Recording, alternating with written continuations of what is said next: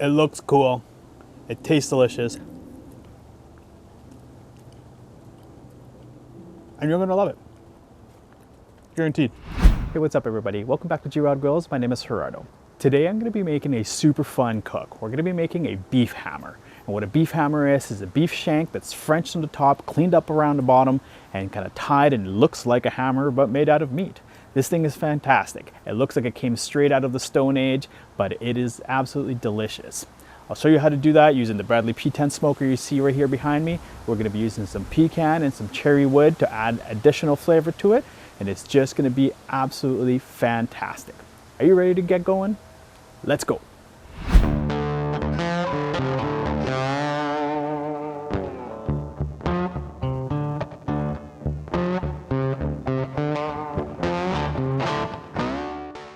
Okay, so here we go. Let's get started. So this is a beef hammer. So what you've got here is the beef shank. It's been Frenched a little bit at the top. This actually has quite a bit of connective tissue all the way around. There's a lot of silver skin in here, all across the front side. So I actually went ahead and asked my butcher to go ahead and trim it down for me. You can ask for a beef hammer. If you're not familiar with that, you can ask them to give you a beef shank and just to trim out the silver skin and connective tissue. And this is what it should look like. All right, so let's get started here. Let's get it seasoned up. To get it started, we're gonna use a little bit of Worcestershire sauce as our binder. Again, you don't have to use this. If you've seen my videos, you know I use a lot of Worcestershire on beef. Again, not necessary. It's just to kind of help the rub adhere to it, but the moisture from the beef itself should be enough to get it. So next, we're gonna layer in some flavors here. I'm going to be using 2 different rubs, and these you can buy at any barbecue store. I'm going to be using Meat Church's Holy Cow, and I'm going to be using Whiskey Bent's The Grind. Both of these rubs are excellent on beef. The Grind is a coffee-based rub, so it'll add a nice little different flavor to it, and also has a wonderful color on it, nice dark coffee color. This is a fairly large cut of beef, so don't worry about going too lightly. Just go ahead and give it a nice heavy coat. Nice, good, healthy dose. You're there with that. And now we're going to use the grind. And you are set. You can use salt, pepper, garlic if you'd like. You use your favorite barbecue rub. You don't have to use these ones. Use whatever you like.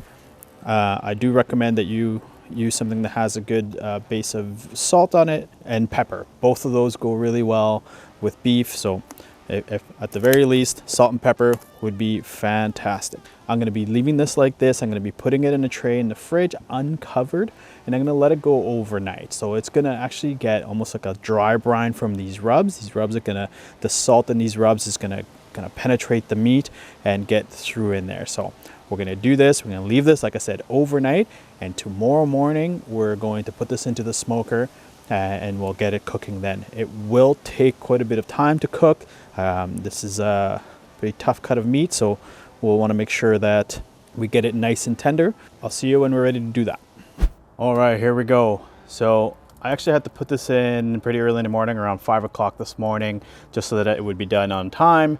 Unfortunately, there was no light at that point, so I couldn't really show you when I put it in here, but we've got this in here now, right in the center of the bottom rack, set at 250 degrees.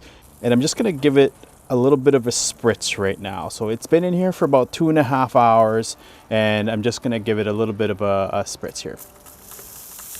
You can use whatever you'd like as your spritz. I'm currently using a little Dr. Pepper. You can use, beef broth. You can actually just use water too if you'd like. I'm gonna come back in about half an hour, 45 minutes, and probably give it another spritz. But that's all we gotta do. We're gonna do this until the internal temperature of it gets to about 165 degrees, and then we're gonna wrap it. Like I said, I'm gonna come back and spray just about every half an hour to 45 minutes or so. I won't show you that, but I'll show you once we're ready to put this in a wrap and how we do that.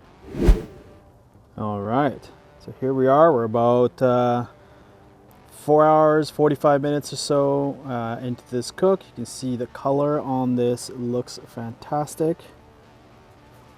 Nice little bark formed all the way around.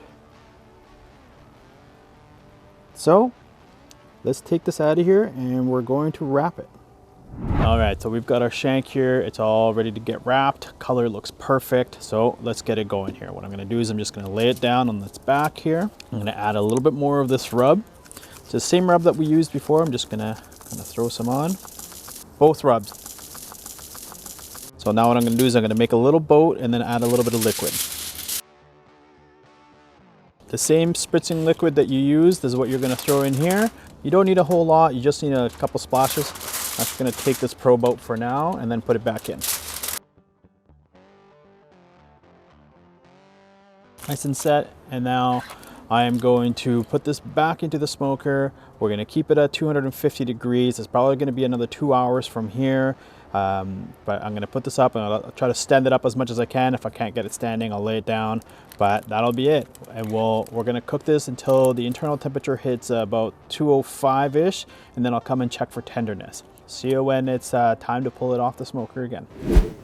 All right, so my alarm's gone off. We're sitting at 205 degrees internal, and this is like we've done in other videos as well. We want to test for tenderness. So we're going to be looking at that our probe goes in and out pretty easily, like a hot knife through butter, and then that's how we know we're ready to go.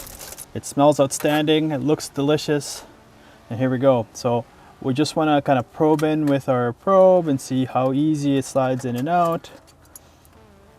Seems to be going pretty easy. I think we're ready to go here. Let's just seal this up. I'm going to take this out of here and put it inside a insulated cooler and let it rest for a good hour, and then we're going to be ready to eat. All right, look at this. There's the final product. Looks absolutely gorgeous. I trimmed some of this, or already pulled some of it. It looks fantastic. Let's have a taste.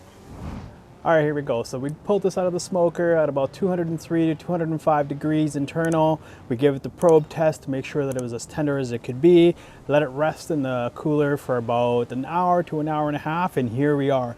I've pulled some of it already just so that I could take a few pictures for you, but it looks fantastic. This is why it's called the beef hammer. Look, ooh, it's sliding, but it looks like a hammer, like you can clobber someone with it, but it's all made out of meat.